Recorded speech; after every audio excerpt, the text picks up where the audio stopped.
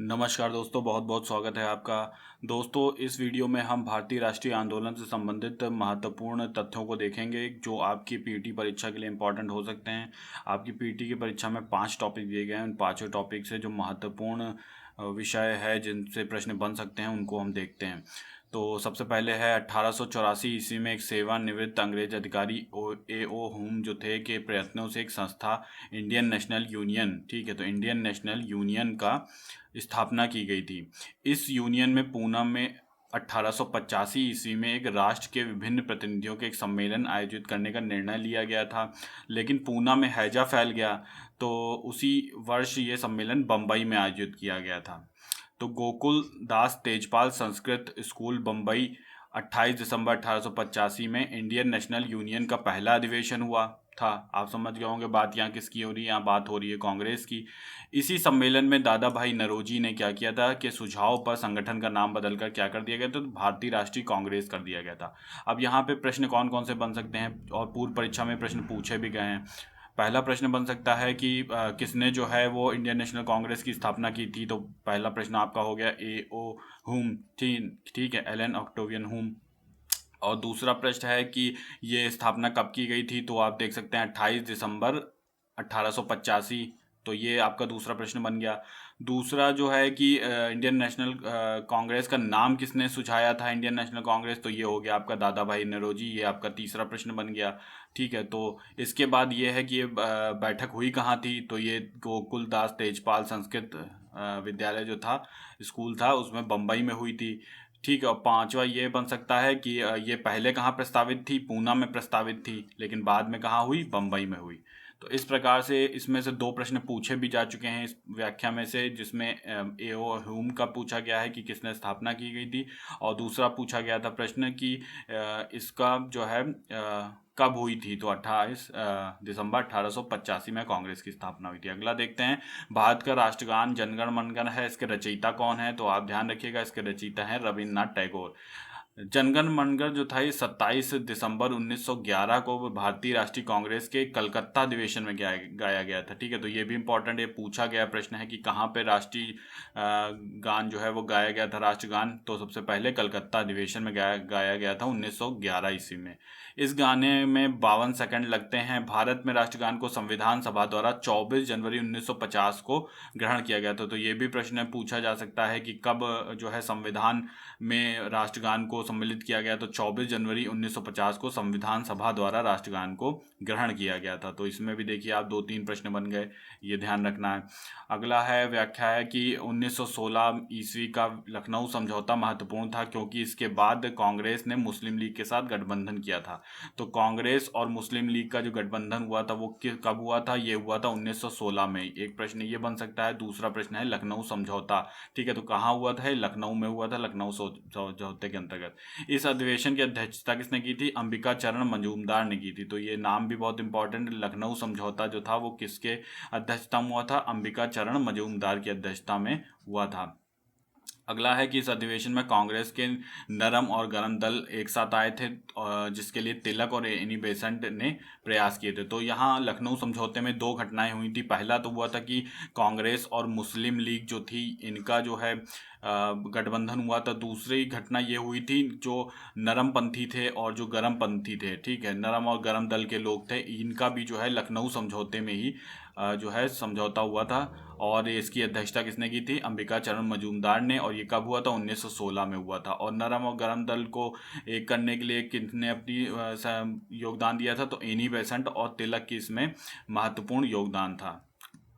अगला प्रश्न देख लेते हैं, अगला व्याख्या देख लेते हैं। दिसंबर 1924 में गांधी जी ने बेलगाम कांग्रेस अधिवेशन की अध्यक्षता की थी। तो गांधी जी ने केवल एक ही अधिवेशन की अध्यक्षता की है, वो भी किसकी, बेलगाम भी कहते हैं इसको, बेलगांव भी कहते हैं, ठीक है। ये इसी कांग्रेस अधिवेशन की अध्यक्षता की कब की है, 1924 में की है। तो ये ध्यान रखिएगा, 1924 में गांधी जी ने केवल एक ही अधिवेशन की अध्यक्षता की है। यह भी प्रश्न पूछा जा सकता है। सुभाष चंद्र बोस ने 1938 में हरिपुरा कांग्रेस अधिवेशन में कांग्रेस पार्टी के अध्यक्ष बने थे। तो सुभाष चंद्र बोस भी केवल एक बार बने थे। हालांकि त्रिपुरा में जो 1939 में अधिवेशन हुआ था उसमें कांग्रेस के अध्यक्ष चुने गए थे, लेकिन बाद में इन्होंने वही अपना गांधी जी से कुछ मतभेद हो गया था, इस कारण इन्होंने इस्तीफा दे दिया था। तो आपको ये ध्यान रखना कि 1938 में हरिपुरा कांग्रेस अधिवेशन में जो थे अध्यक्ष बने थे। उसके बाद त्रिपुरी अधिवेशन 1939 में इन्होंने अध्यक्ष चुने गए, लेकिन किन्हीं विवाद के चलते इन्होंने इस्तीफा दे दिया। अगला है बदरुद्दीन तैयब जी ने 1887 ईस्वी में भारतीय राष्ट्रीय कांग्रेस के द्वारा मद्रास अधिवेशन की अध्यक्षता की थी। ठीक है, तो ये बदरुद्दीन तैयब कौन थे? ये जो थे पहले मुस्लिम थे जिनको कांग्रेस का अध्यक्ष पद मिला था। अगला देखते हैं कि स्वदेशी आंदोलन की रणनीति में ब्रिटिश उत्पादों का बहिष्कार और घरेलू उत्पाद और उत्पादन प्रक्रिया के पुनरुद्धार शामिल था। ठीक है, तो ये बात हो रही है स्वदेशी आंदोलन की। आपके में एक जो टॉपिक है उसमें भारतीय राष्ट्रीय आंदोलन के अलावा स्वदेशी आंदोलन भी है। ठीक है, भारतीय राष्ट्रीय आंदोलन से संबंधित और कोई फैक्ट बन सकते हैं, उनको एक बार हम देख लेते हैं। तो जैसे इनमें से कोई प्रश्न आ सकता है। इसके अलावा ये प्रश्न पूछा गया है भारतीय राष्ट्रीय आंदोलन से कि वह स्थान जहाँ पर 1915 में हिंदू महासभा का गठन हुआ था, तो वो कहाँ था? तो हिंदू महासभा का जो गठन हुआ था 1915 में, ये आपका हुआ था हरिद्वार में। ठीक है, तो अखिल भारतीय जो किसान सभा थी, इसके अध्यक्ष कौन थे? ये बात कर रहे हैं 1936 की। तो इसके अध्यक्ष पूछा गया है, अक्सर पीसीएस परीक्षाओं में भी पूछा गया है। 1936 में इसके अध्यक्ष थे सहजानंद सरस्वती। ठीक है, तो सहजानंद सरस्वती जो थे इसके अध्यक्ष थे। इसके अलावा पूछा जा चुका है कि 1940 में अगस्त प्रस्ताव का जो प्रस्ताव रखा गया था ये प्रांतीय स्वायत्तता के लिए रखा गया था। और दादा भाई नौरोजी जो थे ये इन्होंने स्वराज को 1906 में स्वराज को राष्ट्रीय आंदोलन का लक्ष्य घोषित किया था। इसके अलावा जो है वो 1920 में कांग्रेस के नागपुर अधिवेशन में असहयोग आंदोलन का जो मुख्य प्रस्ताव प्रस्तुत किया था वो किसने किया था? वो CR दास ने किया था। ठीक है, इसके बाद हम देख लेते हैं सविनय अवज्ञा आंदोलन से संबंधित और महात्मा गांधी और अन्य नेताओं की भूमिका का जो आपका टॉपिक है उसके में देख लेते हैं। तो 1924 में अभी हमने देखा बेलगांव अधिवेशन की अध्यक्षता महात्मा गांधी ने की थी। सुभाष चंद्र बोस ने हरिपुरा कांग्रेस अधिवेशन की अध्यक्षता की थी। और 1939 में त्रिपुरा अधिवेशन में कांग्रेस के अध्यक्ष चुने गए थे, लेकिन कुछ मतभेदों के कारण उन्हें अध्यक्ष पद से इस्तीफा दे दिया था। फिर सर्वप्रथम मुस्लिम जो था वो कांग्रेस का जो अध्यक्ष चुना गया था वो कौन था? 1887 में बदरुद्दीन तैयब जी थे, जिन्होंने मद्रास अधिवेशन की यानी तीसरे अधिवेशन की अध्यक्षता भी की थी। अगला है स्वदेशी आंदोलन की रणनीति में ब्रिटिश उत्पादों का बहिष्कार करना पहला था। दूसरा घरेलू उत्पादों और उत्पादन प्रक्रिया का पुनरुत्थान करना शामिल था। इस रणनीति का लक्ष्य ब्रिटेन में बने माल का बहिष्कार करना तथा भारत में बने माल का अधिकारिक प्रयोग करके साम्राज्यवादी ब्रिटेन की आर्थिक हानि पहुंचाना, भारत के लोगों के लिए रोजगार सृजन करना था। यह आंदोलन वर्ष 1905 से चला और अरविंद घोष, वीर सावरकर, लोकमान्य तिलक, लाला लाजपत राय और स्वदेशी आंदोलन के क्या थे? ये मुख्य उद्घोषक और प्रणेता थे। अगला है कि ब्रिटिश भारत सरकार ने बंगाल के विभाजन को लागू करने के निर्णय की घोषणा कब की थी? ये 20 जुलाई 1905 में की थी। तो इसका बहुत ध्यान रखिएगा, ये प्रश्न बहुत इंपॉर्टेंट है। तो बंगाल विभाजन की घोषणा निर्णय की घोषणा हुई थी 20 जुलाई 1905 को। कुछ स्रोतों में ये तारीख 19 जुलाई 1905 है, लेकिन आप 20 जुलाई याद रखिए क्योंकि याद करने में भी आसान है थोड़ा सा। 20 जुलाई बंगाल विभाजन जो था ये 16 अक्टूबर 1905 को प्रभावी हुआ था। और प्रभावी अगर पूछा जाए अपने एग्जाम्स में कि बंगाल विभाजन प्रभावी कब हुआ, तो ये 16 अक्टूबर को हुआ। ठीक है, बंगाल विभाजन के समय भारत का गवर्नर कौन था? ये था लॉर्ड कर्जन। ठीक है, तो ये 3 प्रश्न इसमें से बन सकते हैं। अगला है कि बंगाल विभाजन 1905 के विरोध में हुए प्रारंभिक आंदोलन का नेतृत्व किसने किया था? तो ये सुरेंद्र नाथ बनर्जी ने किया था, जब 1905 में बंगाल विभाजन का जो आंदोलन चल रहा था। 20 जुलाई 1905 को बंगाल विभाजन के निर्णय की घोषणा की गई थी। 7 अगस्त 1905 को कलकत्ता का जो टाउन हॉल था उसमें ऐतिहासिक बैठक करके स्वदेशी आंदोलन की घोषणा की गई थी। तो ये प्रश्न बन सकता है, चूंकि साफ स्पष्ट आपके चैप्टर लिखा हुआ स्वदेशी आंदोलन व सविनय अवज्ञा आंदोलन से प्रश्न पूछा जाएगा। तो आप ये देख लीजिए स्वदेशी आंदोलन की घोषणा कहाँ की गई थी? तो ये कलकत्ता के टाउन हॉल से की गई थी। और कब की गई थी? 7 अगस्त 1905।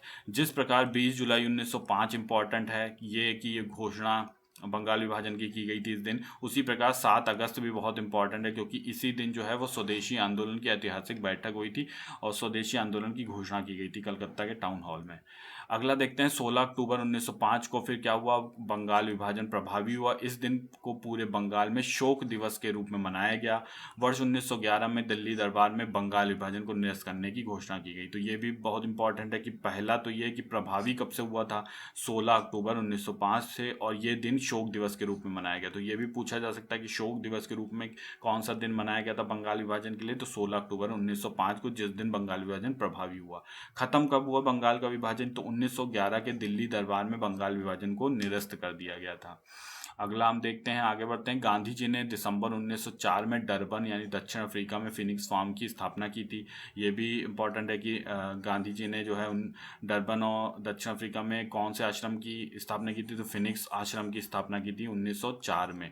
फिनिक्स महात्मा गांधी द्वारा स्थापित प्रथम आश्रम था। ठीक है, तो ये भी है कि फर्स्ट जो उनका आश्रम था वो कौन था, फिनिक्स आश्रम था। गांधी जी ने दक्षिण अफ्रीका में 1894 ईस्वी में नटाल इंडियन कांग्रेस की भी स्थापना की थी। ठीक है, तो नटाल इंडियन कांग्रेस की भी स्थापना की थी। गांधी जी 24 वर्ष की उम्र में 1893 में गुजराती व्यापारी दादा अब्दुल्ला का मुकदमा लड़ने के लिए भाप से चलने वाले SS सफारी द्वारा दक्षिण अफ्रीका से डरबन गए थे। तो ये भी प्रश्न पूछा गया था कि किस जहाज से महात्मा गांधी दक्षिण अफ्रीका गए थे, तो SS सफारी। अब ध्यान रखिएगा कि SS सफारी जहाज से वो इंडिया से दक्षिण अफ्रीका गए थे जब 1893 में मुकदमा लड़ने गए थे। उसके बाद वो पहुँचे कहाँ थे, तो वो डरबन में पहुँचे थे। ठीक है, तो ये भी ध्यान रखिएगा, डरबन पहुँचे थे। अगला है, महात्मा गांधी 1893 ईस्वी में दक्षिण अफ्रीका गए थे। डरबन में एक सप्ताह रुकने के बाद वो प्रिटोरिया के लिए रवाना हो गए। 31 मई 1893 को रास्ते में उन्हें अपमानित किया गया। तो जब ये पहुंचे थे उसके कुछ ही दिन बाद ये घटना घट गई थी, जो जिसमें उनको ट्रेन से फेंक दिया गया था। तो ये किस जगह घटना हुई थी, ये पिटमर्ट्सबर्ग जो रेलवे स्टेशन था उसमें जो थे फर्स्ट AC कोच में बैठे थे, तो वहाँ पे आप इनको जो है बाहर फेंक दिया गया था रंगभेद के कारण। तो आपके जैसे टॉपिक में दिया है स्वदेशी तथा सविनय अवज्ञा आंदोलन, उसमें पूछा गया महात्मा गांधी तथा अन्य नेता। तो ये मान के चलिए कि महात्मा गांधी से एक क्वेश्चन तो आना ही है जो कि महात्मा गांधी से संबंधित हो सकता है। महात्मा गांधी ने रॉलेट एक्ट और काला कानून का विरोध कब किया था, तो ये 24 फरवरी 1919 को किया था। तो ये ध्यान रखिएगा कि 24 फरवरी 1919 को महात्मा गांधी ने रॉलेट या जैसे काला कानून भी कहा जाता था उसका विरोध किया था। सत्याग्रह लीग की स्थापना की फिर इन्होंने उसी समय। गांधी जी इसके अध्यक्ष थे और VG हनीमैन जो थे वो उसके उपाध्यक्ष थे। ठीक है, तो ये भी प्रश्न पूछा गया हुआ है। अगला देख लेते हैं, महात्मा गांधी ने अपनी पुस्तक जो है हिंद स्वराज में ब्रिटिश पार्लियामेंट यानी संसद को क्या कहा था, वांझ एवं वैश्या कहा था। तो ये पूछा गया प्रश्न है कि अपनी किस पुस्तक में उन्होंने जो है ब्रिटिश संसद को जो है वांझ और वैश्या कहा है, तो हिंद स्वराज में ऐसा उन्होंने कहा है। तो ये ध्यान रखिएगा। फिर महात्मा गांधी ने गोपाल कृष्ण गोखले को अपना राजनीतिक गुरु भी मानते थे। ठीक है, और महात्मा गांधी ने गोखले माई पर्टिकुलर माई गुरु नामक पुस्तक भी लिखी थी गोखले पर। ठीक है, वर्ष 1915 होगा यहाँ पे में यह पहली बार प्रकाशित की गई थी। अगला होगा कि अप्रैल 1917 को बिहार में के चंपारण में किसानों के हक के लिए शुरू किया गया इनका सत्याग्रह भारत में महात्मा गांधी का पहला सत्याग्रह था। ठीक है, तो ये भी ध्यान रखिए कि चंपारण एक तो पहली बार भारत में जो शुरू किया था, सबसे पहले वो चंपारण शुरू किया गया था 1917 में, और ये महात्मा जी गांधी जी का पहला सत्याग्रह था। और इस सत्याग्रह से महात्मा गांधी सहित ब्रज किशोर इसमें जुड़े थे, ब्रज किशोर प्रसाद और रामचंद्र कुमार शुक्ल भी जुड़े थे, और संजय राउत संत राउत भी जुड़े थे, और राजेंद्र प्रसाद भी जुड़े थे, नारायण सिन्हा, रामनवमी प्रसाद, आचार्य कृपलानी। बहुत ज़्यादा नाम नहीं ध्यान रखने वाले, बस राजकुमार शुक्ल का नाम याद रखिएगा। राजकुमार शुक्ल और राजेंद्र प्रसाद ये जो थे ये जुड़े थे चंपारण सत्याग्रह से 1917 में। अगला है कि महात्मा गांधी के अमेरिकी जीवनी लेखक थे लुई फिशर ने लिखा है कि असहयोग भारत और गांधी जी के जीवन के एक युग के ही नाम बन गया है। असहयोग शांति की दृष्टि से नकारात्मक किंतु प्रभाव की दृष्टि से सकारात्मक था। इसके लिए प्रतिवाद, परित्याग और स्व अनुशासन आवश्यक थे। ये स्व अनुशासन के लिए एक प्रशिक्षण था। तो ये किसने लिखा है, लुई फिशर ने लिखा है। आपसे ये भी पूछा जा सकता है कि महात्मा गांधी की जीवनी के लेखक कौन थे, तो ये लुई फिशर भी थे। देखते हैं कि महात्मा गांधी ने भारत में आदर्श गांव की स्थापना की जो सिफारिश की थी, जहां पर लोग सरल जीवन और उच्च सोच की आदर्श का अनुसरण कर सकेंगे। तो महात्मा गांधी की ये सोच थी कि आदर्श गांव की स्थापना की जाए। अगला है बाल गंगाधर तिलक में मृत्यु जो हुई थी, वो बाल गंगाधर तिलक की 1 अगस्त 1920 को हुई थी। इनकी अर्थी को कंधा देने वाले महात्मा गांधी के साथ कौन कौन थे? डॉक्टर किचलू थे, शौकत अली थे और अन्य लोग थे। खासतौर से पीसीएस में पूछा गया था कि किसने कंधा दिया था, तो शौकत अली और डॉक्टर किचलू, और महात्मा गांधी तो थे ही। और 1 अगस्त 1920 को जो है इनकी तिलक की मृत्यु हो गई थी। असहयोग आंदोलन की शुरुआत गांधी जी ने 1 अगस्त 1920 को की थी। गांधी जी ने असहयोग आंदोलन शुरू करने के 1 वर्ष के भीतर स्वराज प्राप्त करने का नारा दिया। असहयोग आंदोलन के दौरान ही मोतीलाल नेहरू और लाला लाजपत राय, सरदार वल्लभ भाई पटेल, जवाहरलाल नेहरू, राजेंद्र प्रसाद ने क्या किया? न्यायालय के कार्य से बहिष्कार कर दिया, अपनी वकालत छोड़ के आंदोलन में कूद पड़े। शहीद स्मारक चौरी चौरा के अनुसार चौरी चौरा घटना की वास्तविक तिथि क्या है? तो ये 4 फरवरी 1922 है। ठीक है, 4 फरवरी 1922 है। इस तिथि को संयुक्त प्रांत के गोरखपुर जिले में चौरी चौरा नामक स्थान पर किसानों को एक जुलूस पर गोली चलाने की जाने के कारण भीड़ ने थाने में आग लगा दी थी और 23 सिपाही की मृत्यु हो गई थी, जिसे भारतीय इतिहास में चौरी चौरा घटना कहते हैं। और इसी घटना के बाद जो है आप देखते हैं कि कैसे असहयोग आंदोलन महात्मा गांधी ने रद्द कर दिया था। अगला देखते हैं, 4 फरवरी 1922 को गोरखपुर के चौरी चौरा कांड हुआ था, जिसके कारण गांधी जी ने 12 फरवरी 1922 को बारदौली में कांग्रेस के वर्किंग कमेटी की बैठक बुलाई और असहयोग आंदोलन को स्थगित कर दिया। ठीक है, तो ये हुआ था 12 फरवरी 1922 में। अगला देखते हैं, 12 मार्च 1930 को महात्मा गांधी साबरमती आश्रम में 78 सहयोगियों के साथ पैदल चलकर 24 दिनों में 390 किलोमीटर की यात्रा करके ये दांडी पहुंचे थे। ठीक है, दांडी पहुंचे और वहां 6 अप्रैल 1930 को उन्होंने एक नमक कानून को भंग कर सविनय अवज्ञा आंदोलन प्रारंभ किया। नमक को इस आंदोलन का एक प्रमुख मुद्दा बनाया गया क्योंकि सरकार ने इस अत्यावश्यक वस्तु की बिक्री को नियंत्रित कर रखा था और उस पर करारोपण भी किया था। अब यहाँ पे प्रश्न बन सकता है कि साबरमती आश्रम से ये पूछा भी गया है कि कितने समर्थकों के साथ वो पैदल चल गए थे, तो ये 78, आप ध्यान रखिएगा, 78 सहयोगियों के साथ पैदल चले थे। और आप ये ध्यान रखिएगा 12 मार्च 1930 को ये यात्रा शुरू हुई थी और 6 अप्रैल को ये यात्रा खत्म हुई थी नमक कानून को तोड़कर। ठीक है, तो इसमें कुछ यही महत्वपूर्ण बातें थी। अगला देखते हैं, सविनय अवज्ञा आंदोलन की शुरुआत से पूर्व महात्मा गांधी ने आंदोलन को टालने का पूरा प्रयास किया था, लेकिन वायसराय लॉर्ड इरविन के समक्ष 11 सूत्री मांग पत्र रखा। इससे मुख्यतः सेना के खर्च भी शामिल थे, सिविल सेवा के वेतनों में 50% की कटौती, पूर्ण शराबबंदी, राजनीतिक कैदियों की रिहाई, रुपए की विनिमय दर कम करना और लगान में 50% की कटौती, नमक पर सरकारी इजारेदारी और नमक कर को समाप्त करना आदि मांगें भी शामिल थीं। इन मांगों को सरकार ने मानने से इनकार कर दिया था। तो आपसे प्रश्न पूछा जा चुका है यूपीटीपीएससी परीक्षा में कि 11 सूत्री मांगों के अंतर्गत कौन कौन सी मांगे थी, तो उसमें 2-3 ऑप्शन दिए थे। तो उसमें जो है आप देख लीजिए कि सिविल सेवा के वेतनों में 50% की कटौती इन्होंने मांगी थी, सेना के खर्च भी शामिल था इसमें, पूर्ण शराबबंदी कही थी, राजनीतिक कैदियों की रिहाई भी मांगी थी, रुपए की विनिमय दर को कम करना था, लगान में 50% की कटौती मांगी थी और नमक पर सरकारी जो इजारेदारी और कर जो था इसको समाप्त करने की मांग की थी। अपने लॉर्ड इरविन के समक्ष जो 11 सूत्री मांग को रखा था। अगला देखते हैं, अक्टूबर 1929 में लॉर्ड इरविन ने रैमज मैकडोनाल्ड की नवगठित श्रमिक सरकार से मंत्रणा करने के पश्चात जो लेबर गवर्नमेंट बनी थी वहाँ पे पश्चात ये घोषणा की कि भारत की उन्नति का अंतिम चरण डोमिनियन स्टेट प्राप्त करना है। इसके अतिरिक्त उन्होंने यह भी घोषणा की कि अंग्रेजी सरकार को निश्चय किया है कि साइमन आयोग की रिपोर्ट पर विचार विमर्श करने के लिए लंदन में गोलमेज कॉन्फ्रेंस का आयोजन किया जाएगा। इसी परिप्रेक्ष्य में लंदन में 3 गोलमेज सम्मेलन आयोजित किए गए थे। कब कब किए गए थे, तो ये महत्वपूर्ण हो सकता है आपके लिए। प्रथम गोलमेज सम्मेलन जो आयोजित किया गया था वो 12, बहुत एग्जैक्ट डेट मत याद रखिएगा, लेकिन याद रहे तो याद भी रख सकते हैं। 1930 से 1931, ये जान लीजिए कि लास्ट 1930 से 31 तक जो फर्स्ट गोलमेज सम्मेलन चला था, उसके बाद सेकेंड वाला द्वितीय गोलमेज सम्मेलन चला था, लास्ट वही सितंबर 1931 से दिसंबर 1931। तो मतलब ये तो पहला वाला 1930 से 31 तक चल गया, जनवरी तक। फिर दूसरा वाला 1931 सितंबर से 31 ही दिसंबर में ही ख़त्म हो गया। अगला वाला जो तृतीय गोलमेज सम्मेलन हुआ वो कब हुआ?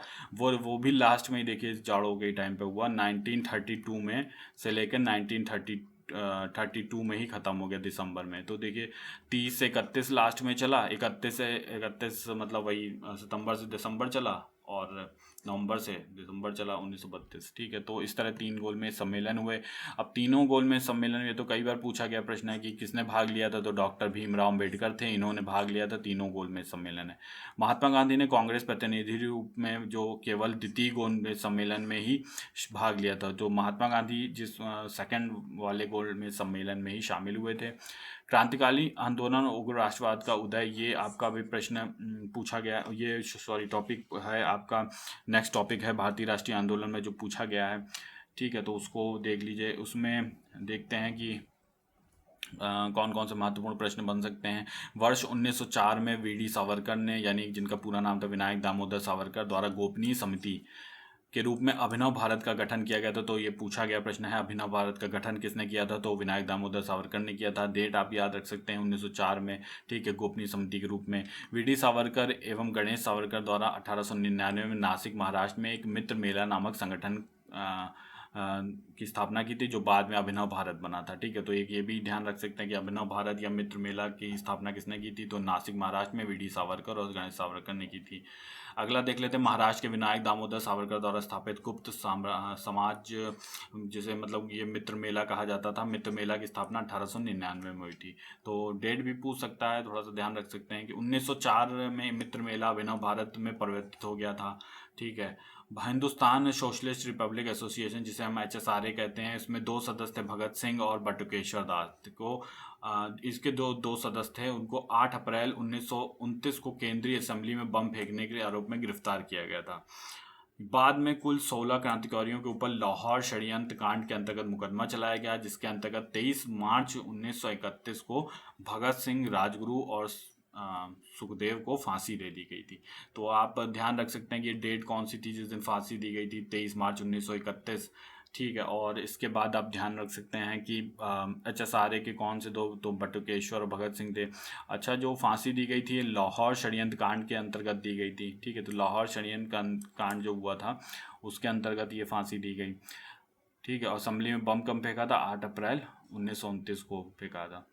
अगला देख लेते हैं, चटगांव, जो जिसे चिट्टग्राम भी कहते हैं, विद्रोह में छापे की घटना हुई थी। कब हुई थी? 1930 में हुई थी। इसमें कौन शामिल था? सूर्यसेन, जिन्हें प्यार से मास्टरदा भी कहते थे लोग, के नेतृत्व में हुई थी। चटगांव जो है वर्तमान में बांग्लादेश में है, और इसमें पुलिस और सहायक बलों के शस्त्रागार को लूटने का प्रयास किया गया था। घटना को अंजाम देने के लिए क्रांतिकारियों का एक समूह बनाया गया था, जिसमें गणेश घोष, लोकीनाथ बल, अंबिका चक्रवर्ती, अनंत सिंह आदि शामिल थे। तो और के नाम आप ध्यान नहीं, ज़्यादा इंपॉर्टेंट नहीं, बस सूर्यसेन का ध्यान रखिएगा कि चटगांव विद्रोह से संबंधित हो। ये कब हुआ था? 1930 में हुआ था।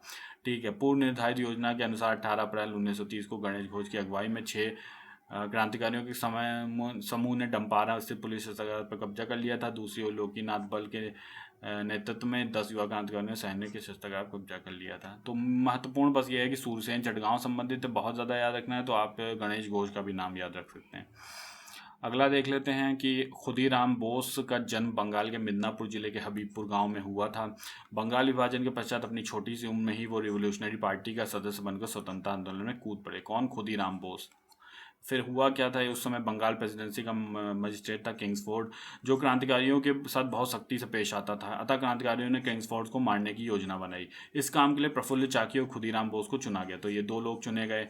उसके बाद 30 अप्रैल को किंग्सफोर्ड की हत्या का प्रयास किया गया, लेकिन इस घटना में हुआ क्या कि ये बम जो है किंग्सफोर्ड पर ना गिरकर बल्कि इस बगल वाली बग्घी 2 ब्रिटिश महिलाएं मारी गई जो थीं। प्रफुल्ल चाकी ने पुलिस बल से बचने के लिए तो आत्महत्या कर ली, और खुदीराम बोस जो थे गिरफ्तार कर लिए गए, बाद में इनको फांसी दे दी गई थी। अगला देखते हैं, काकोरी षड्यंत्र कांड, जो हिंदुस्तान रिपब्लिक एसोसिएशन संस्था द्वारा 9 अगस्त को 1925 को घटित हुआ। तो डेट भी महत्वपूर्ण है। काकोरी घटना हुई कब? अब अच्छा, यूपी सरकार ने जो है इसको नाम बदल दिया गया है, काकोरी षड्यंत्र कांड अब नहीं कहा जाएगा। ठीक है, तो काकोरी षड्यंत्र का कांड हटा दिया गया है बीच से। तो आप ये ध्यान रखिएगा, पूछा भी जा सकता है, अब कांड का इस्तेमाल नहीं किया जाएगा।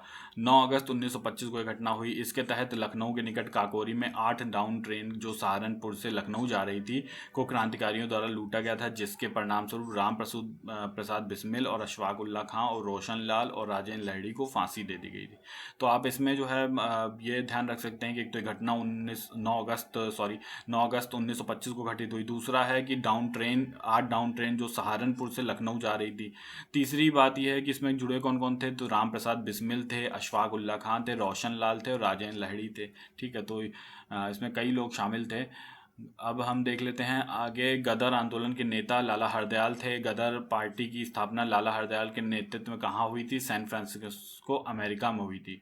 तो आप से पूछा जा सकता है गदर आंदोलन या गदर पार्टी की स्थापना कहाँ हुई थी? सैन फ्रांसिस्को, अमेरिका में हुई थी। और किसने की थी? लाला हरदयाल ने की थी।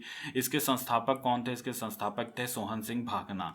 ठीक है, तो अध्यक्ष पूछा जाए, ठीक है, और अगर आपसे अध्यक्ष पूछा जाए तो आप सोहन सिंह भाकना का नाम टिक लगाएंगे।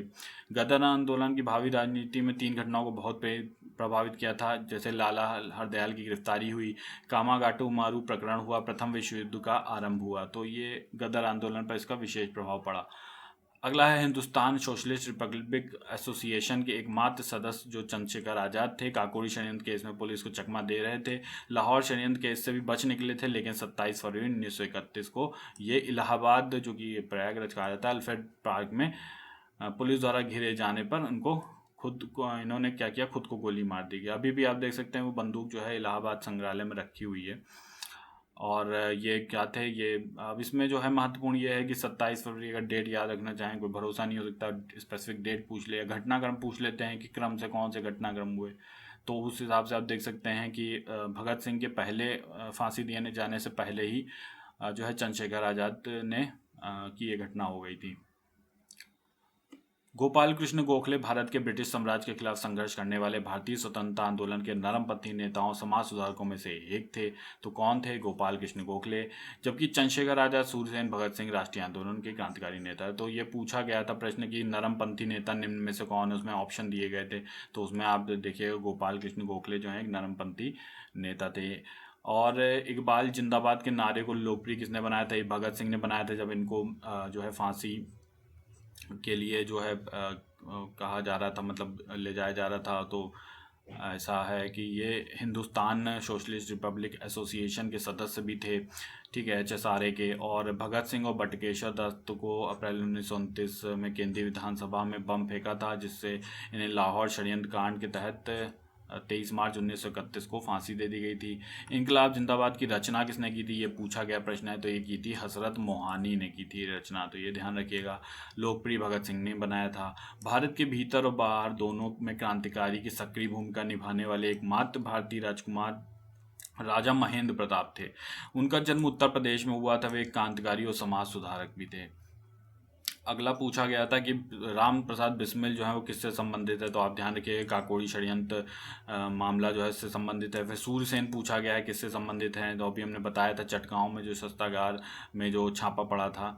उसके बाद अरविंद घोष पूछा गया था। तो अरविंद घोष अलीपुर बम मामले से संबंधित थे। भगत सिंह जो थे आप जानते हैं लाहौर षड्यंत्र मामले में संबंधित थे, और उसके बाद उनको इसी मामले के तहत उनको फांसी दे दी गई थी। अपराधियों के रूप में नहीं बल्कि राजनीतिक बंदियों के रूप में व्यवहार की मांग करते हुए जतिन दास ने जो था 64 दिन के उपवास के बाद मृत्यु हो गई। तो जतिन दास ने भारत छोड़ो आंदोलन में महात्मा गांधी ने करो या मरो का नारा दिया था। तो ये प्रश्न पूछा गया है कि करो या मरो का नारा कब दिया गया? तो भारत छोड़ो आंदोलन में ये नारा दिया गया है। 14 जुलाई 1942 को कांग्रेस कार्य समिति की वर्धा बैठक में गांधी जी ने भारत छोड़ो आंदोलन के विचार का पूर्ण समर्थन किया था। तो गांधी जी ने भारत छोड़ो आंदोलन का विचार का पूर्ण समर्थन कब किया था? वर्धा की जो बैठक हुई थी कांग्रेस कार्य समिति की 14 जुलाई 1942 को, ठीक है, तो इसको ध्यान रखिएगा। 7 अगस्त 1942 को कांग्रेस की बैठक में बम्बई के गौलिया टैंक में मैदान में हुई, जिसे वर्धा प्रस्ताव भारत छोड़ो की पुष्टि हुई, ठीक है। थोड़े बहुत संशोधन के बाद 8 अगस्त 1942 को प्रस्ताव स्वीकार कर लिया गया। 9 अगस्त 1942 को भारत छोड़ो आंदोलन का प्रारंभ हुआ। तो ये तिथि बहुत इंपॉर्टेंट है कि भारत छोड़ो आंदोलन का प्रारंभ कब हुआ था? तो 9 अगस्त को हुआ था। और जो बैठक हुई थी वर्धा प्रस्ताव की पुष्टि के लिए वो हुई थी 7 अगस्त 1942 को, ठीक है। और जो है 9 अगस्त को भारत छोड़ो आंदोलन जो था ये प्रारंभ हो गया था। भारत छोड़ो आंदोलन को हम अगस्त क्रांति के रूप में भी नाम से भी जानते हैं। भारतीय स्वतंत्रता आंदोलन की ये अंतिम और महान लड़ाई थी। जयप्रकाश नारायण भारतीय स्वतंत्रता सेनानी और राजनेता थे। ठीक है, और उन्हें लोकनायक के नाम से जाना जाता है। तो जयप्रकाश नारायण को जो है वो किस नाम से भी जाना जाता था? लोकनायक के नाम से भी जाना जाता था। अगला देखते हैं, सुभाष चंद्र बोस जो नेताजी के उपनाम से भी जाने जाते हैं, भारत के स्वतंत्रता संग्राम के अग्रणी नेता थे। द्वितीय विश्व युद्ध के दौरान उन्होंने अंग्रेजों से लड़ाई के लिए जापान की सहायता से आज़ाद हिंद फौज का गठन किया था। उनके द्वारा दिया गया नारा कौन सा था? जय हिंद नारा। तो जय हिंद नारा किसके द्वारा दिया गया था? सुभाष चंद्र बोस के द्वारा दिया गया था। और इसके बाद अन्य देख लेते हैं, महात्मा गांधी के सर्वप्रथम राष्ट्रपिता भी किसने कहा था? तो सुभाष चंद्र बोस ने कहा था। 6 जुलाई 1944 को सुभाष चंद्र बोस ने आज़ाद हिंद रेडियो पर बोलते हुए गांधी जी को संबोधित किया और कहा था कि भारत की स्वाधीनता का आखिरी युद्ध शुरू हो चुका है। राष्ट्रपिता भारत की मुक्ति के इस पवित्र युद्ध में हम आपका आशीर्वाद और शुभकामना चाहते हैं। तो ये सुभाष चंद्र बोस का उद्घोष था। 21 अक्टूबर 1943 को सुभाष चंद्र बोस ने सिंगापुर में स्वाधीन भारत की अस्थायी सरकार आज़ाद हिंद सरकार का गठन किया था। तो ये भी इम्पोर्टेंट है कि सिंगापुर में किया था। आज़ाद हिंद फौज का पुनर्गठन हुआ था 4 जुलाई 1943 को सुभाष चंद्र बोस के नेतृत्व में। ये सब प्रश्न पूछे गए प्रश्न हैं, उन्हीं में से बता रहे हैं। चित्तू पांडे जो हैं शेरे बलिया के नाम से जाने जाते हैं। तो पूछा गया प्रश्न है कि शेरे बलिया के नाम से किसे जाना जाता है? तो कई ऑप्शन दिए थे, उसमें चित्तू पांडे जो थे वो सही उत्तर थे। और 1942 के भारत छोड़ो आंदोलन के दौरान बलिया में इन्होंने समानांतर सरकार स्थापना की थी 1942 में, जब भारत छोड़ो आंदोलन हुआ था। अनुभवी स्वतंत्रता सेनानी, लेखक और शिक्षाविद कन्हैयालाल मणिकलाल मुंशी जो थे, के.एम. मुंशी भी इनको कहते थे, 1938 में भारतीय विद्या भवन की स्थापना की थी। भारतीय विद्या भवन का उद्देश्य क्या था? शिक्षा और संस्कृति को बढ़ावा देना। तो ये किसने स्थापना की थी? कन्हैयालाल मणिकलाल मुंशी ने की थी। बाल विवाह को निषेध अधिनियम आया था 1929 में। इसे शारदा अधिनियम के भी नाम से जाना जाता है। ये बहुत इंपॉर्टेंट है शारदा अधिनियम, ठीक है, क्योंकि विधायी संशोधन भी आपके में लिखा हुआ है, तो हो सकता है कि संशोधनों से संबंधित कुछ एक्ट पूछ लिया जाए। खास तौर पे इसमें जिक्र किया गया है ब्रिटिश इंडिया एक्ट 1935 का। तो इसके विषय में भी अभी हम थोड़ी सी बात कर लेते हैं। जैसे 1935 का जो अधिनियम था, ठीक है, इसके विषय में यह है कि इस अधिनियम के बारे में ही कहा गया था कि एक कार जिसमें ब्रेक तो हैं परंतु इंजन नहीं। तो मतलब 1935 का कहा गया था ब्रेक तो हैं पर इंजन जो है वो नहीं है। ये कहा किसने था? ये कहा था जवाहरलाल नेहरू ने। ये पूछा जा सकता है कि ये किसने कहा था? तो जवाहरलाल नेहरू ने कहा था। इसके अलावा जो है जो 1935 का अधिनियम था, इसके विषय में जो महत्वपूर्ण है कि ये एक संघीय व्यवस्था और केंद्र में द्वैध शासन भारत में लागू किया गया था। तो इससे क्या गया था? संघीय व्यवस्था को लागू किया गया था और भारत में द्वैध शासन को भी लागू किया गया था। ठीक है, इसके बाद देखते हैं कि इस अधिनियम के फलस्वरूप बर्मा जो था वो भारत से अलग हुआ था। तो 1935 के ही अधिनियम से बर्मा जो है भारत से अलग हो गया। इसके अलावा जो है इसमें संघ को अवशिष्ट शक्तियां भी दी गई। फिर 1935 में ही जो है शक्ति केंद्र और राज्यों के बीच में जो शक्तियों का विभाजन हुआ है वो 1935 के ही अधिनियम के अंतर्गत हुआ है। ठीक है, और इसमें ही यही 1935 का कानून था जिसमें 3 सूचियों का उल्लेख है, जिसमें संघ सूची, राज्य सूची और समवर्ती सूची के विषयों पर के आधार पर शक्तियों का केंद्र और राज्यों के बीच में बंटवारा किया गया है। ठीक है, और प्रांतीय सरकारों का गठन भी जो था वो 1935 के ही अधिनियम के तहत किया गया था। तो ये कुछ महत्वपूर्ण 1935 से संबंधित है। अगला देख लेते हैं, हम बात कर रहे थे शारदा अधिनियम के बारे में। तो शारदा अधिनियम हमने देखा कि 1929 में आया था, जो कि पूरा नाम था बाल विवाह अवरोध निषेध अधिनियम।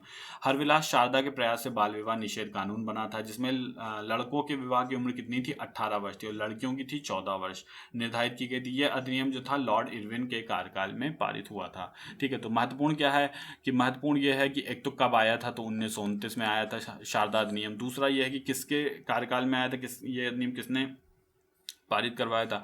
तो लॉर्ड इरविन था। जुड़े कौन है? हरविलास शारदा भी इससे जुड़े हुए हैं। और 18 से 14 वर्ष तक का, मतलब 18 बॉयज़ की थी और 14 गर्ल्स की थी। ठीक है, तो ये एज निर्धारित थी। अगला हम कुछ देख लेते हैं, तिरंगे ध्वज में अशोक रंग जो है वो गहरा नीला होता है। संविधान सभा द्वारा इसको कब अपनाया गया था? 22 जुलाई 1947 को राष्ट्रीय ध्वज को अपनाया गया था। तो ये डेट इंपॉर्टेंट है। ठीक है, तो 22 जुलाई की डेट इंपॉर्टेंट है 1947। जैसे हमने देखा था कि राष्ट्रगान अपनाया गया था 24 जनवरी 1950 के आसपास। ठीक है, तो उसके बाद उसी तरह जो है ये आपका ये भी इम्पोर्टेंट है कि तिरंगा कब अपनाया गया था? तो संविधान सभा द्वारा 22 जुलाई 1947 को राष्ट्रीय ध्वज अपनाया। अगला देखते हैं भारतीय तिरंगे की चौड़ाई का अनुपात कितना है। तो हम जानते हैं कि भारतीय तिरंगा 22 जुलाई 1947 को अपनाया गया और इसकी जो है 2:3 का जो है इसका अनुपात है। भारतीय तिरंगे की पट्टियाँ कैसी हैं, केसरिया है, सफ़ेद है और हरे रंग की है। और राष्ट्रगान आप ध्यान कर लीजिए 24 जनवरी 1950 को अपनाया गया था। तो भारतीय ध्वज जो है 22 जुलाई 1947 और राष्ट्रगान जो है 24 जनवरी 1950 को अपनाया गया। के कैबिनेट मिशन 24 मार्च 1946 को दिल्ली आया। इसके अध्यक्ष कौन थे, मंत्री थे लॉर्ड पैथिंग लॉरेंस थे और इनके साथ 2 अन्य सदस्य थे, स्टैफोर्ड क्रिप्स और एवी अलेक्जेंडर। ठीक है, तो ये थे कैबिनेट मिशन के जो कि दिल्ली आया था। अब ये कभी कभी पूछ लेता है कि क्रम दे देता है कि कौन सा कब आया, तो इसके लिए आप कैबिनेट मिशन ध्यान रख सकते हैं कि 1946 में आया था और इसके मेन जो अध्यक्ष थे वो कौन थे, पैथिक लॉरेंस थे। अगला देखते हैं उन जो 16 मई 1946 को कैबिनेट मिशन ने अपने प्रस्ताव की घोषणा की। इसमें शामिल प्रस्ताव कौन कौन से थे, तो इसमें ये घोषणा की कि भारत की एकता बनाई रखी जाए, मुस्लिम लीग की पाकिस्तान की मांग को ठुकरा दी गई थी, भारत एक संघ होगा जिसमें ब्रिटिश प्रांत तथा देसी रियासतें शामिल होंगी और संविधान सभा का गठन प्रांतीय विधानसभाओं तथा देसी रियासतों के प्रतिनिधियों द्वारा किया जाएगा। तो ये प्रश्न पूछा गया था कि कैबिनेट मिशन में कौन कौन सी जो घोषणाएं थी वो शामिल हैं। तो कई ऑप्शन दिए थे, तो उसमें आपको चूज करना है। तो आप इसको एक बार देख सकते हैं कि भारत की एकता बनाई रखी जाए, मुस्लिम लीग का प्रस्ताव सोचिए, पाकिस्तान की मांग को ठुकरा दिया गया था कैबिनेट मिशन में। ठीक है, उसके बाद भारत को एक संघ बनाया जाएगा जिसमें ब्रिटिश प्रांत और देसी रियासतें शामिल होंगी और संविधान सभा कैसे गठन होगा, प्रांतीय विधानसभाओं देसी रियासतों के प्रतिनिधियों द्वारा। अगला देख लेते हैं कि ब्रिटिश ईस्ट इंडिया कंपनी द्वारा भारत का प्रथम डाकघर कब बनाया गया था। 1727 ईस्वी में कलकत्ता में स्थापित किया गया था। 1927 में महार सत्याग्रह में डॉक्टर BR अम्बेडकर ने प्रारंभ किया था। सत्याग्रह दलित और शोषित पर अन्य जातियों द्वारा किए जाने वाले अत्याचार से संबंधित था। इस आंदोलन का संबंध महाड़ स्थित चावरदार तालाब से निम्न जातियों के लोगों के पानी के उपयोग किए जाने से था। रविंद्रनाथ टैगोर ने 13 अप्रैल 1919 को जलियांवाला बाग नरसंहार की हृदय विदारक घटना के बाद ब्रिटिश सरकार द्वारा प्रदान की गई नाइटहुड की उपाधि लौटा दी गई। तो पूछा गया है कि रविंद्रनाथ टैगोर ने नाइटहुड की उपाधि कब लौटाई थी, तो जलियांवाला बाग नरसंहार जो हुआ था उसकी घटना के कारण। जलियांवाला बाग हत्याकांड के विरोध में शंकर नारायण ने भी अपना वायसराय की कार्यकारिणी से इस्तीफा दे दिया था। अगला है जून 1897 ईस्वी में चापेकर बंधुओं ने पूना की प्लेग कमेटी के अध्यक्ष रैंड और लेफ्टिनेंट आर्यस्ट की हत्या कर दी थी। इस हत्या के संबंध में तिलक ने एक लेख लिखा था जिसके कारण जुलाई 1897 में तिलक को भारतीय दंड संहिता की धारा 124A के तहत गिरफ्तार कर 18 महीने की सजा दी गई। देश भर में भारी विरोध हुआ, तिलक काफ़ी लोकप्रिय हो गए, जनता ने उन्हें क्या कह दिया, लोकमान्य की उपाधि दी। तो आप ये ध्यान रखिएगा, चापेकर बंधुओं ने किसकी हत्या की थी, रैंड और लेफ्टिनेंट आर्यस्ट की हत्या कर दी थी। और तिलक ने इसके बाद एक लेख लिखा जिससे कारण उनके ऊपर देशद्रोह का मुकदमा हुआ और उन्हें 18 माह की सजा हुई। सर सैयद अहमद खान के नेतृत्व में अलीगढ़ आंदोलन चलाया गया। तो अलीगढ़ आंदोलन किससे संबंधित है, सर सैयद अहमद खान से संबंधित है। मुसलमानों के दृष्टिकोण को आधुनिक बनाने के उद्देश्य से पाश्चात्य शिक्षा पर बल दिया गया। सर सैयद अहमद खान ने 1875 में अलीगढ़ मुस्लिम एंग्लो ओरिएंटल कॉलेज की स्थापना की, ये भी पूछा गया है। वर्ष 1920 में अलीगढ़ मुस्लिम विश्वविद्यालय में परिवर्तित हो गया और उन्हें तहजीब उल अखलाक नामक पत्रिका भी निकाली थी। ठीक है, तो ये पत्रिका आप ध्यान रखिएगा, तहजीब उल अखलाक किसने निकाली थी, ये निकाली थी सर सैयद अहमद खान ने।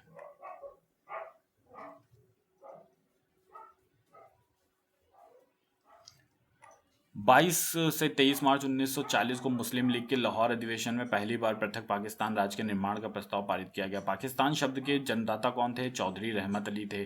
लीग के इस अधिवेशन में की अध्यक्षता किसने की थी, मोहम्मद अली जिन्ना ने की थी। कब की थी मोहम्मद अली जिन्ना ने अध्यक्षता, 1940 में। तो ये पूछा गया प्रश्न है।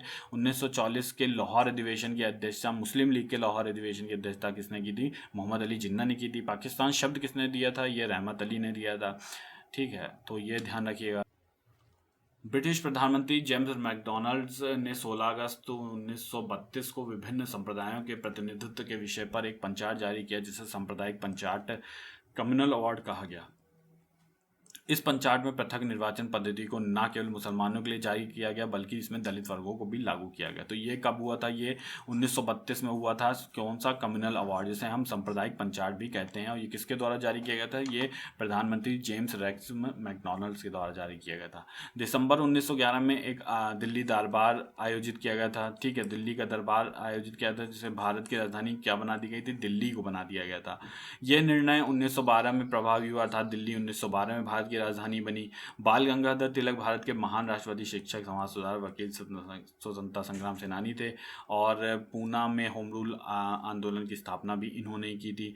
आपको ध्यान रखना है कि 1912 में जो थी वो दिल्ली की राजधानी बनाया गया भारत की, और दिल्ली दरबार 1911 में लगा था। 1866 ईस्वी में लंदन में ईस्ट इंडिया एसोसिएशन का गठन जो था दादा भाई नौरोजी द्वारा किया गया। दादा भाई नौरोजी को grand old man of India के भी नाम से जाना जाता है। तो इसमें महत्वपूर्ण क्या है कि ईस्ट इंडिया एसोसिएशन का गठन किसने किया था, तो दादा भाई नौरोजी ने किया था।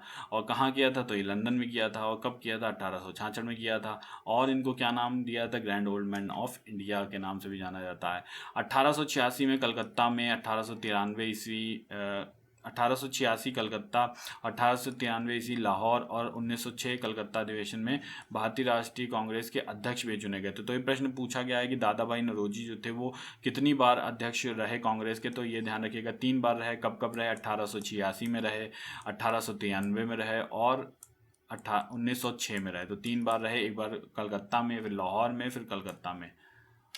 अगला देख लेते हैं, रास बिहारी बोस 1915 में जापान में बस गए थे। उन्होंने वर्ष 1942 में भारतीय स्वतंत्रता लीग का गठन किया। सुभाष चंद्र बोस 1943 में सिंगापुर पहुंचे, उन्हें तुरंत लीग का प्रधान चुन लिया गया। यहीं पर सुभाष चंद्र बोस ने भारतीय राष्ट्रीय सेना आज़ाद हिंद फौज का गठन किया, जिसमें उन्होंने भारतीय सेना के उन सैनिकों को भर्ती कर लिया जो सिंगापुर और मलेशिया से अंग्रेजों को भागने के समय जापान द्वारा युद्ध में बंदी बना लिए गए थे। भारतीय राष्ट्रीय सेना को बोस ने दिल्ली चलो का नारा दिया था। ठीक है, तो ये कई चीज़ इसमें महत्वपूर्ण है, इनको देख लीजिएगा कि रास बिहारी बोस ने 1915 में जापान में बस गए थे, 1942 में भारतीय स्वतंत्रता लीग का गठन किया। ठीक है, तो इस तरह जो है आज़ाद हिंद फौज का गठन हुआ। अगला है, भारत के राजनीतिक सुधारों में आंदोलन शुरू करने का पहले भारतीय नेता कौन थे, राजा राम मोहन राय थे। 1823 में एडम्स के प्रेस अध्यादेश से प्रेस की स्वतंत्रता का हनन हुआ कि विरोध स्वरूप राजा राम मोहन राय ने कुछ अन्य लोगों के साथ उच्चतम न्यायालय में वाद दायर किया। 1927 में जूरी एक्ट का भी इन्होंने विरोध किया। धार्मिक आधार पर हिंदुओं मुसलमानों में विभेद, जिसमें जूरी एक्ट का भी विरोध किया, जिसमें धार्मिक आधार पर हिंदुओं और मुसलमान। अगला है, मुस्लिम लीग द्वारा 16 अगस्त 1946 को प्रत्यक्ष कार्रवाई दिवस मनाया गया था। 16 अगस्त 1946 को, तो ये ध्यान रखिएगा, प्रत्यक्ष कार्रवाई दिवस कब मनाया गया, तो 16 अगस्त 1946 को। प्रथम विश्व युद्ध 28 जुलाई 1914 को प्रारंभ और जर्मनी और ऑस्ट्रेलिया के निवेदन पर 11 नवंबर 1918 को समाप्त हुआ। अगला है, द्वितीय विश्व युद्ध की समाप्ति 1939 से 1945 तक है। संयुक्त राज्य अमेरिका इस युद्ध में प्रारंभ में शामिल नहीं था। जापान द्वारा पर्ल हार्बर पर जब आक्रमण किया गया 1941 में, अमेरिका द्वितीय विश्व युद्ध में शामिल हो गया और अमेरिका ने इस युद्ध के दौरान जापान के 2 शहरों हिरोशिमा और नागासाकी पर 2 परमाणु बम गिराए 6 और 9 अगस्त 1945 को। भारतीय सशस्त्र सेनाओं द्वारा पाकिस्तान से हाजीपीर की लड़ाई 1965 में लड़ी गई थी। 1965 में भारत पाक युद्ध के दौरान भारतीय सेना ने जम्मू कश्मीर के हाजीपीर क्षेत्र का कब्जा कर लिया था, लेकिन 10 जनवरी 1966 को हुई ताशकंद घोषणा के अंतर्गत भारत ने इसे पाकिस्तान को वापस कर दिया। वर्तमान में क्षेत्र पीओके में स्थित है। नई दिल्ली का मुख्य वास्तुविद डिजाइनर ब्रिटेन के आर्किटेक्चर एडविन लुटियंस थे। लुटियंस द्वारा डिजाइन नई दिल्ली का उद्घाटन 1931 में वायसराय लॉर्ड इरविन ने किया। 1911 में दिल्ली दरबार में राजधानी कलकत्ता से दिल्ली की घोषणा जॉर्ज परचम ने की थी। इसके बाद 1912 में दिल्ली का निर्माण वास्तुकार लुटियंस के निर्देशन में प्रारंभ हुआ। अगला है, उर्दू के प्रख्यात शायर मोहम्मद इकबाल ने सारे जहां से अच्छा और हिंदुस्तान हमारा नामक गीत की रचना की थी। प्रारंभ में महान राष्ट्रवादी थे, किंतु बाद में मुस्लिम लीग से भी जुड़ गए। नाथूराम गोडसे के 3 भाई थे। पूछा गया था कि यूपी ने बताई जूनियर असिस्टेंट परीक्षा में पूछा है कि नाथूराम गोडसे के कितने भाई थे, तो 3 भाई थे। दत्तात्रेय, गोविंद और गोपाल थे, जो आरएसएस के सदस्य भी थे। 1932 में महाराष्ट्र के सांगली में नाथूराम गोडसे ने आरएसएस के बौद्धिक कार्यवाहक के रूप में संगठन में सम्मिलित हुए। गोडसे के पिता जो थे वो कौन थे, विनायक वामन राव गोडसे, और माँ जो थी वो लक्ष्मी थी। ठीक है। साइमन कमीशन 1928 का विरोध करते हुए पुलिस हमले के कारण कौन मारा गया था, तो लाला लाजपत राय की मृत्यु हो गई थी। इसके जवाब में भगत सिंह, सुखदेव और चंद्रशेखर ने मिलकर सैंडर्स की हत्या कर दी थी, जिसके बाद इनको फांसी भी दे दी गई थी। देशबंधु जो था वो चित्तरंजन दास को कहा जाता है। तो पूछा गया है कि देशबंधु की उपाधि किसको दी गई थी, तो चित्तरंजन दास को दी गई थी। दीनबंधु CF एंड्रूज एवं लाला लाजपत राय को पंजाब केसरी कहा जाता था। ठीक है, दीनबंधु कहा जाता था CF एंड्रूज को, और लाला लाजपत राय को कहा जाता था पंजाब केसरी के नाम से भी जाना जाता था। अगला है, मैकमोहन रेखा भारत और चीन के बीच स्थित है। इस रेखा को ब्रिटिश औपनिवेशिक प्रशासक सर आर्थर हेनरी मैकमोहन ने 1914 में शिमला संधि के प्रस्तावित किया था। इसलिए इस रेखा को मैकमोहन रेखा के नाम से भी जाना जाता है। ये चीन इस रेखा को मान्यता नहीं देता है। अगला है 1893 ईस्वी में अमेरिका के शिकागो शहर में आयोजित विश्व धर्म सम्मेलन में स्वामी विवेकानंद ने भारत का नेतृत्व किया। उन्होंने कहा कि पृथ्वी पर हिंदू के समान कोई भी धर्म इतने उदात्त रूप में मानव की गरिमा प्रतिपादन नहीं करता है। अगला है रोलैक्ट एक्ट कब आया था। तो रोलैक्ट एक्ट आया था 1919 में। गांधी इरविन समझौता कब हुआ था, 1931 में हुआ था। मार्ले मिंटो समझौता जो सुधार था वो कब आया था, 1909 में आया था। और इल्बर्ट बिल जो आया था 1883 में आया था। तो ये पूछा गया था कि निम्नलिखित को क्रम से लगाइए। तो क्रम से आप जब लगाएंगे तो मार्ले मिंटो 1909, पहले इल्बर्ट बिल आएगा, फिर उसके बाद मार्ले मिंटो आ जाएगा जो एक्ट था, उसके बाद रोलैक्ट एक्ट आएगा, फिर उसके बाद गांधी इरविन का समझौता 1931 आएगा। 1946 को पंडित नेहरू के नेतृत्व में भारत की पहली अंतरिम राष्ट्रीय सरकार का गठन हुआ, जिसमें बलदेव सिंह जो थे वो रक्षा मंत्री थे, जबकि सी राजगोपालाचारी शिक्षा मंत्री चुने गए, अरुणा आसफ अली जो थी ये रेल मंत्री चुनी गई, लियाकत अली क्या थे ये वित्त मंत्री थे। अंतिम सरकार का गठन कैबिनेट मिशन के अंतर्गत किया गया था। उत्तर पश्चिमी सीमा प्रांत में खान अब्दुल गफ्फार खान के नेतृत्व में खुदाई खिदमतगार नामक स्वयंसेवक संगठन स्थापित किया गया था, जिसे हम लाल कुर्ती यानी कि नाम से भी जानते हैं। उत्तर पश्चिमी सीमा प्रांत के मुसलमानों ने खान अब्दुल गफ्फार खान के नेतृत्व में सविनय अवज्ञा आंदोलन में महत्वपूर्ण भूमिका निभाई थी। तो ये है कि सविनय अवज्ञा आंदोलन से कौन संबंधित है, तो आप देख सकते हैं खान अब्दुल गफ्फार खान संबंधित है। और ये इनका जो आंदोलन था, इनके जो संगठन का नाम था वो खुदाई खिदमतगार था।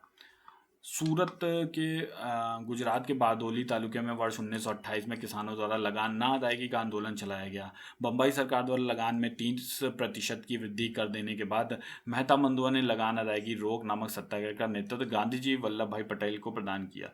बारदोली सत्याग्रह के समय यही यहाँ की महिलाओं ने गांधी जी की ओर से गांधी जी ने वल्लभ भाई पटेल को सरदार की उपाधि दी थी, वल्लभ भाई पटेल को। ठीक है, तो जो बारदोली जो आंदोलन है संबंधित है किससे है, सरदार वल्लभ भाई पटेल से संबंधित है। जवाहरलाल नेहरू के नेतृत्व में मुस्लिम लीग अंतिम सरकार के में 26 अक्टूबर 1946 को सम्मिलित हुई। इनमें जो लोग शामिल हुए थे जैसे लियाकत अली आई चंडीगढ़ जो कि वाणिज्य मंत्री थे बनाए गए थे, लियाकत अली वित्त विभाग दिया गया, अबुल रब नश्तर जो थे वो संचार मंत्री बनाए गए, और जोगेंद्र नाथ मंडल जो थे विधि थे। इसके अलावा भी बहुत से मुस्लिम लीग के सदस्य शामिल हुए, लेकिन मेन जो है जो मंत्री बनाए गए थे उनके नाम है। ब्रिटेन के प्रधानमंत्री क्लीमेंट एटली ने 20 फरवरी 1947 को हाउस ऑफ कॉमन की घोषणा की थी कि अंग्रेज ब्रिटिश 30 जून 1948 के पहले ही उत्तरदायी लोगों को सत्ता हस्तांतरित करने के बाद भारत को स्वतंत्रता प्रदान की जाएगी। क्लीमेंट एटली का कार्यकाल 1945 से 1951 तक था। वे लेबर पार्टी से जुड़े थे। ठीक है, तो ये ध्यान रखिएगा कि कौन थे उस वक्त। क्लीमेंट एटली थे जो कि जिन्होंने घोषणा की थी हाउस ऑफ कॉमन्स में कि 30 जून 1948 के पहले ही लोगों को सत्ता हस्तांतरित की जा करके भारत को स्वतंत्र घोषित कर दिया जाएगा। इसके बाद देखते हैं 14 अगस्त 1947 की मध्यरात्रि जब ट्रस्ट विद डेस्टिनी यानी नीति से वादा शीर्षक वाले भाषण को भारत के पहले प्रधानमंत्री पंडित जवाहरलाल नेहरू ने संसद में दिया था, यानी संविधान सभा में दिया था। उल्लेखनीय है कि जुलाई 1947 को भारतीय स्वतंत्रता अधिनियम पारित किया गया, जिसमें भारत और पाकिस्तान नामक 2 डोमिनियन की स्थापना की गई। ये 15 अगस्त 1947 जो थी तिथि निश्चित की गई। अगला है कि 24 अगस्त 1946 को पंडित जवाहरलाल नेहरू के नेतृत्व में भारत की पहली अंतरिम राष्ट्रीय सरकार की घोषणा हुई। 2 सितंबर 1946 को इसका गठन हुआ। इस अंतरिम सरकार के कार्यकारी परिषद के उपाध्यक्ष विदेशी मामले तथा राष्ट्रमंडल विभाग सहित पंडित जवाहरलाल नेहरू के पास ही थे, जबकि CH भाभा के पास कार्य एवं खदान वाला मंत्रालय था और बंदरगाह था, और सी राजगोपाली के पास शिक्षा विभाग संबंधित था।